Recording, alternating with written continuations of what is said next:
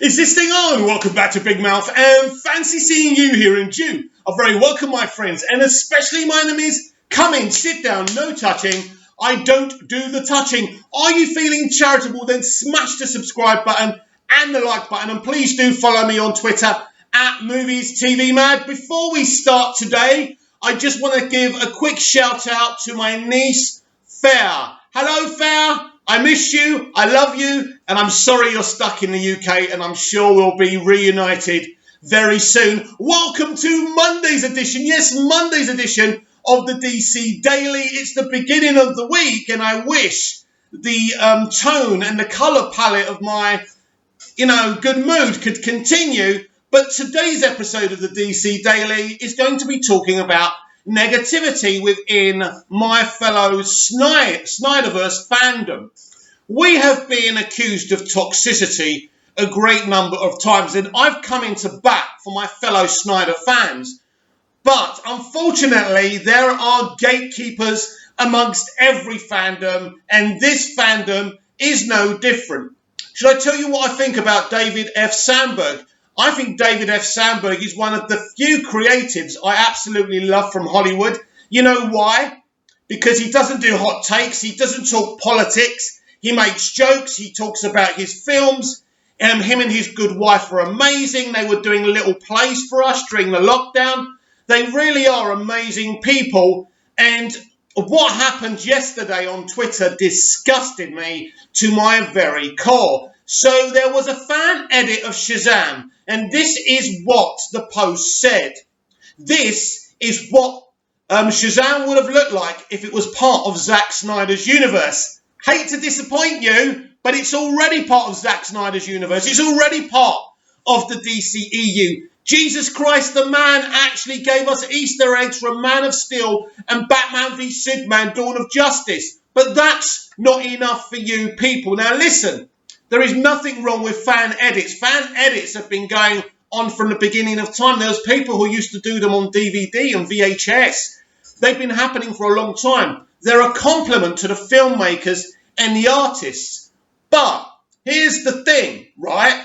Shazam is exactly the way it needed to be. Now, you people keep on boring on about artistic integrity and freedom, and then when David F. Sandberg makes his movie, right, you don't like it because it's not exactly how Zack would make a movie. Of course it's not, because David F. Sandberg is a different artist. He's a different auteur, but he makes great movies. Check out his horror movies. The man's amazing. The man's got a great sense of humour, and he made a brilliant family movie. Yes, the DCEU can have bright colour palettes. It can have fun. It can have action. It can have an inspiring theme, as well as the gritty, real-world downbeatness of Man of Steel and BVS, which is great too. But to say to a director and say, no, that's not the way it is. I've always criticised the MCU for looking the same in every film, because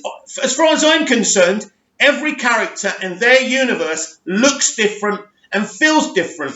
This is what I've always loved about the DCEU. It's like walking down London and seeing how cosmopolitan it is. That's what the DCEU is. Let's look at the movies. Man of Steel has its own tone and temper.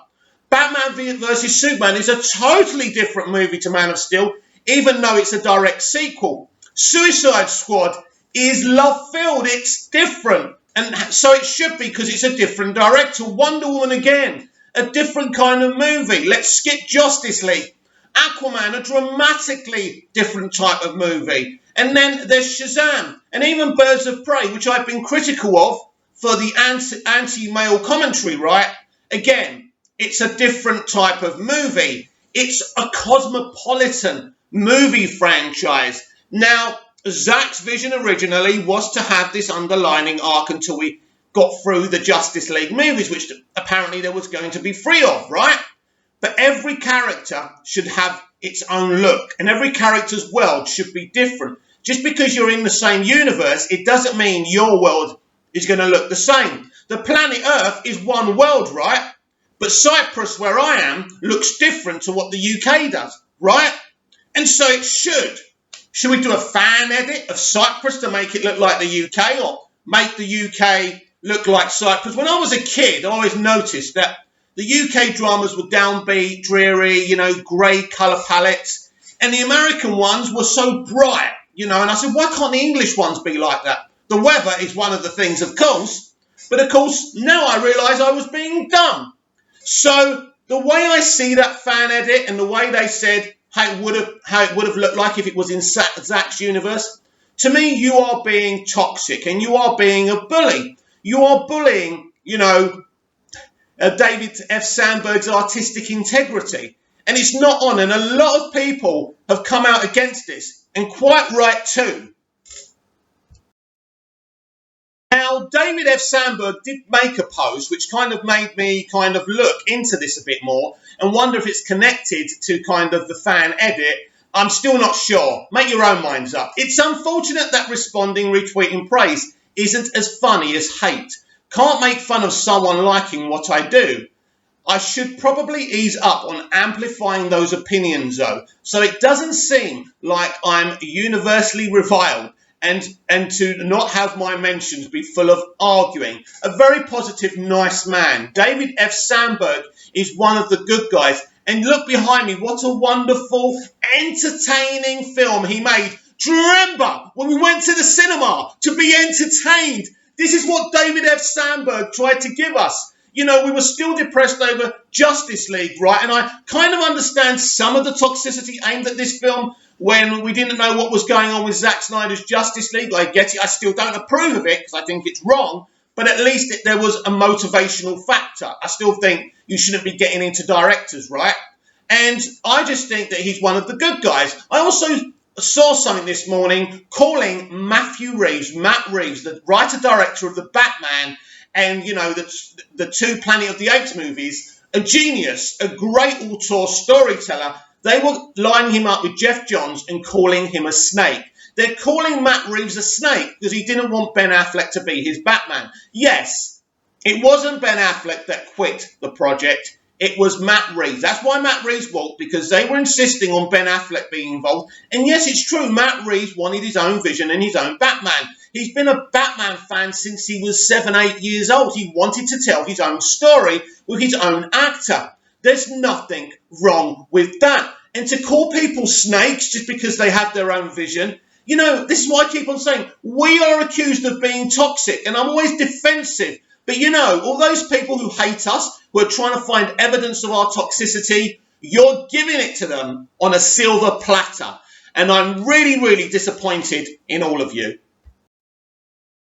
Now, Scott Mendelson is a movie pundit. He normally talks about box office for Forbes. Now, Scott's an interesting character because he's definitely an extreme leftist, but he did make a thread about Shazam, and I want to read it to you. I don't really agree with what the guy says, and he seems to only support movies with female leads and things like that. But let's read. This is a long thread, but I think it's interesting to get his perspective on this because he says some interesting stuff.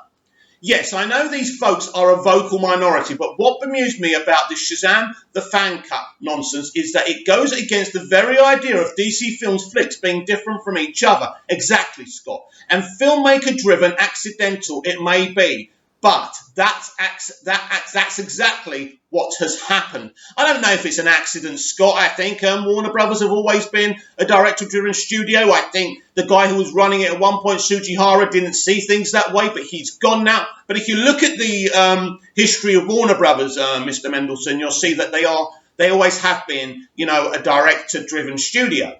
So we go on.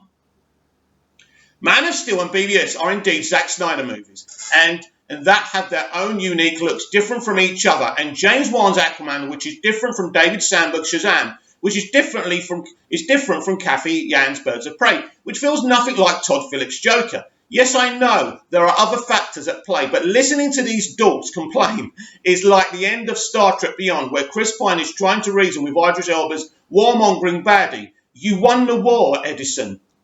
You gave us peace. Come what may, we now have a DC film franchise that is somewhat filmmaker-driven and different from Marvel it isn't better, just different fashion. WB arguably has no idea what they are doing long-term with DC, and that's actually really exciting.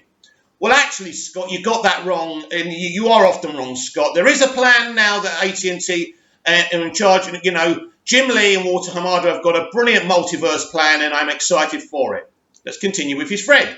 DC Films is a franchise where Shazam and Birds of Prey and Dawn of Justice can peacefully coexist in the same continuity with Wonder Woman. If that's not victory, I don't know what the hell is. Yes, I don't normally agree with him, but mostly what he's saying there is absolutely true. So for people to come in and, you know, doing a fan edit is one thing, but you're being gatekeepers. You're saying that Shazam should have been dark and serious and not a family-friendly film. Let me ask you this. If you don't have a franchise that at least has a few films for children and their mums and dads, what are you actually doing? Why do you think comics and superheroes were created? They were created for families and children. But the point is, comics and superheroes, via whether it's Marvel or DC, should be for everyone. Isn't that what we're saying? That it's great that we have a franchise with different tonal movies. But when you say they should all look like Zack Snyder's films, you're being a gatekeeper. You're being an authoritarian. And I read a tweet saying, I don't know what people's problem is with this fan edit. If you don't understand what the problem is with the fan edit, then really you are the problem. But what do you think about this nonsense? Is it a harmless fan edit? Or is this, can this be, excuse me, frog in the throat, but is this bullying? Is this toxicity of the highest level? I believe that it is. I don't think it's right because, as I say, the post says this is what the film would have looked like if it was part of Zack's universe. And of course, they probably didn't mean it like that. But this is what the problem is. It is part of the DCEU, right? I'm not sure if Zack would have pulled David F. Sandberg in. That was Walter Hamada's choice, right? And it worked. The film made 3 times its budget. It's one of the lowest taking box office movies, but it doesn't matter.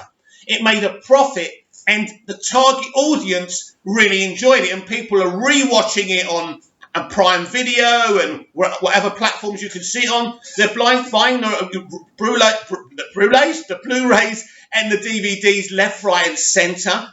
And it's a harmless movie, and I can't wait for Shazam 2. I expect Henry Cavill's Superman to cameo in that film as well and have this kind of relationship from the comics with Shazam, with this young boy as well. So it's a very exciting part of the DCEU.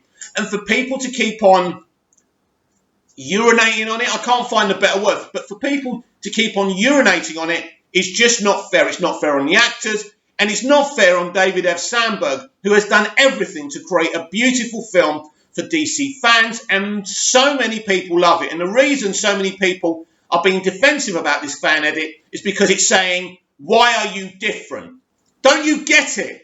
That's what we're fighting about in Black Lives Matter.